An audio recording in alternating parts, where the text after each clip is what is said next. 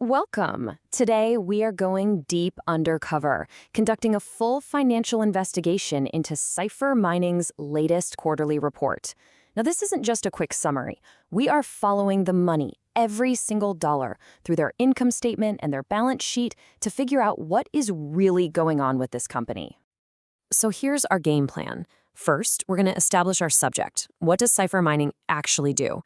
Then we'll follow the money, starting with a massive explosion in their revenue, which leads to a pretty big mystery on their bottom line. From there, we'll dig into the company's foundation, their billion-dollar balance sheet, and see what management is saying about the future. And finally, we'll deliver our verdict. All right, let's get into it. Okay, so before we can start analyzing any numbers, we have to understand the subject of our investigation. So first things first, who is Cipher Mining, and what business are they really in? At its very core, Cipher is in the business of building and running these massive industrial-scale computing facilities. I want you to picture these giant, humming warehouses filled with thousands upon thousands of powerful computers, all sucking down incredible amounts of electricity. But what they do inside those data centers, well, that's what really defines their business model.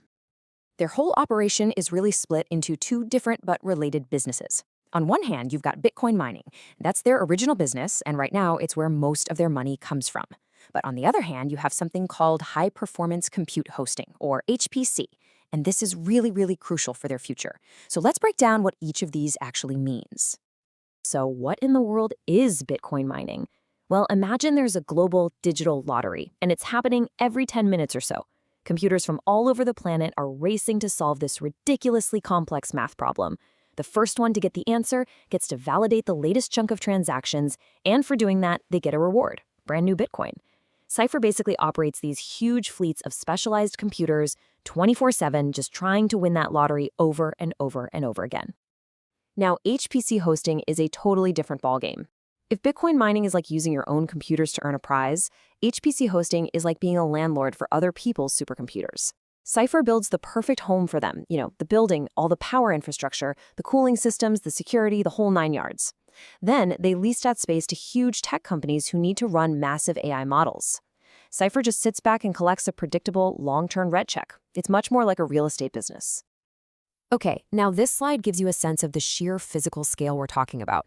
They own and operate two huge data centers in Texas, Odessa and Black Pearl. They also have a stake in 3 other sites. But you know what? The most telling detail here, the one that really hints at their ambition, is that last bullet point, a development pipeline of 3.2 gigawatts. I mean, that is an enormous amount of power, and it signals they're planning to get much bigger. All right, so we know what they do. Now it's time to start following the money. Let's look at the first major piece of evidence in our investigation, their top-line revenue. And wow, the first clue we find is a big one, a really big one. Just look at this. In the third quarter of 2024, Cipher brought in about $24 million. Fast forward 1 year to Q3 2025, and that number just skyrockets to almost $72 million.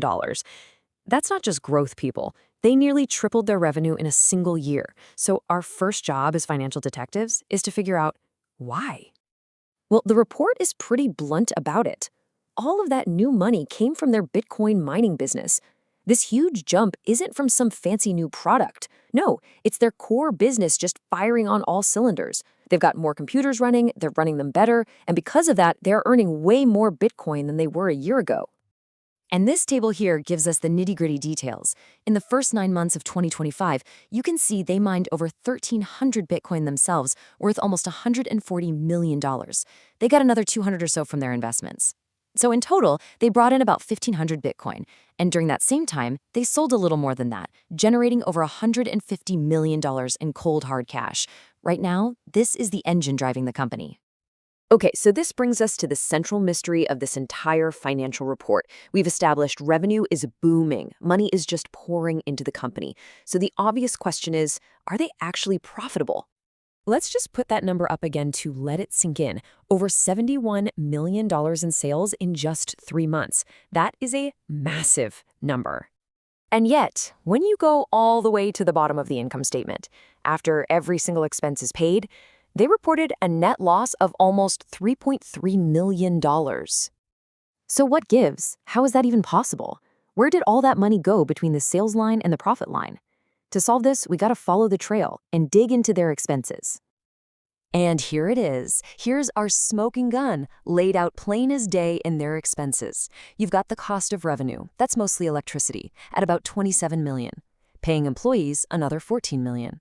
General expenses, $8 million. And then you see it. One number that just dwarfs everything else.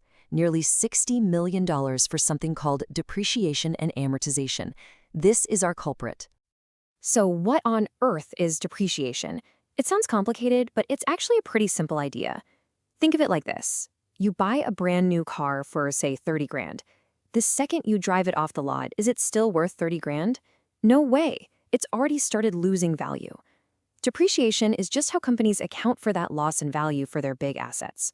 For Cipher, their biggest assets are those thousands of mining computers.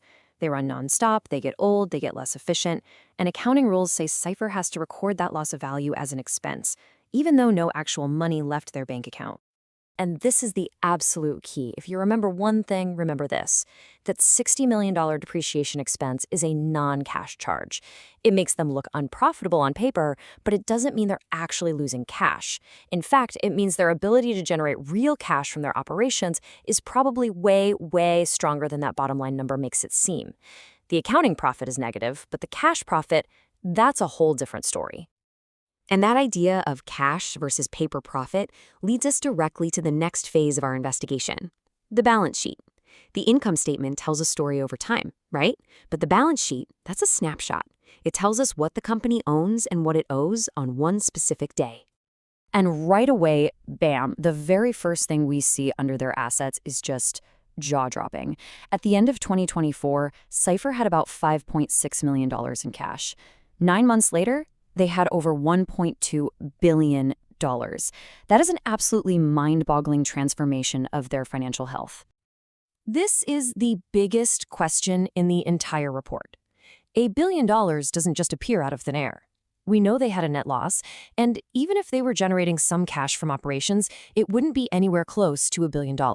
So where did they get this mountain of cash? The answer isn't in their day-to-day business, it's in their financing activities. We find the trail on the other side of the balance sheet, under liabilities. The company went out and took on a ton of new debt to build a massive war chest. They did this by issuing something called convertible notes. Think of it like a special kind of loan. The company borrows money, but instead of just paying it back in cash with interest, it gives the lender the option to swap that debt for shares of the company's stock. It's a pretty popular way for growing companies to raise money. And you can see the proof right here in this table. They issued 2 big notes, one for about $172 million, and then a monster one for $1.3 billion. In total, they raised almost $1.5 billion, which, after you subtract all the fees and accounting stuff, left them with that $1 billion in cash we saw sitting on their balance sheet. But wait, there's more. Raising all that debt wasn't the only major change. As we kept digging through the liabilities, another huge number just popped out of nowhere. A new $500 million liability called a warrant liability.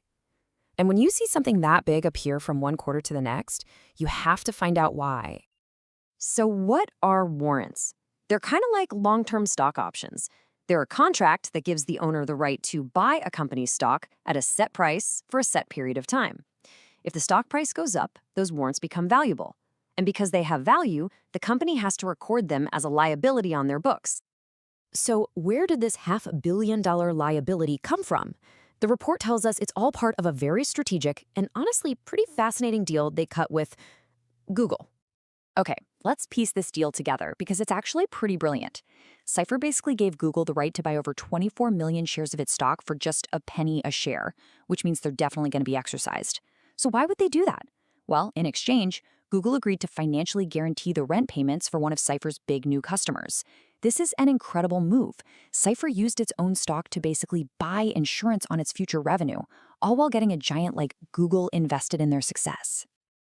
All right, we've gone through the numbers. Now let's see what management themselves are saying. What are they telling investors about what's coming next? And maybe more importantly, what keeps them up at night? Of course, every report kicks off with the usual legal stuff. This is basically the company saying, hey, this is our best guess about the future, but things can change, so no promises. It's standard, but it's a good reminder that nothing is a sure thing. So here are the big risks they point out themselves. Number one, their income is tied to the price of Bitcoin, which, as we all know, can go crazy. Number two, they're all in on Texas. That means any local regulations, grid problems, or even a bad hurricane could really hurt them. Number three, they depend on a lot of other companies to do business. And number four, there's always the looming threat that governments could change the rules on Bitcoin mining. But, and this is a big but, if you read the recent developments section of the report, you see they are not just sitting on their hands. They are making some very aggressive, very strategic moves to fight back against these risks, especially that first one about being too dependent on Bitcoin. And what's really wild is the speed at which they're moving. Just look at this timeline. We're talking about a flurry of activity in just over a month. They signed that 10-year HPC lease we talked about. Then they bought a massive new site for future HPC projects. Just 9 days later, they announced a landmark 15-year deal with Amazon Web Services. And the very next day, they got approval to issue more stock to help fund it all. This is a crystal clear, lightning-fast pivot toward becoming a major landlord for the AI industry. Okay. We've reviewed all the evidence. We looked at the business model, the booming sales, the mystery on the bottom line, that transformed balance sheet, and management's big strategic pivot. It's time to put it all together. It's time for the final verdict. After digging through everything in this Q3 2025 report, our verdict is clear. The company's financial condition and strategic position are definitively improving. The evidence all points to a company that's not only getting stronger in its core business, but is also successfully pulling off a major shift in strategy. And our reasoning really boils down to three huge things we uncovered. First, that massive capital infusion. By raising over $1 billion, they've bought themselves a huge safety net and the cash to fund their big plans.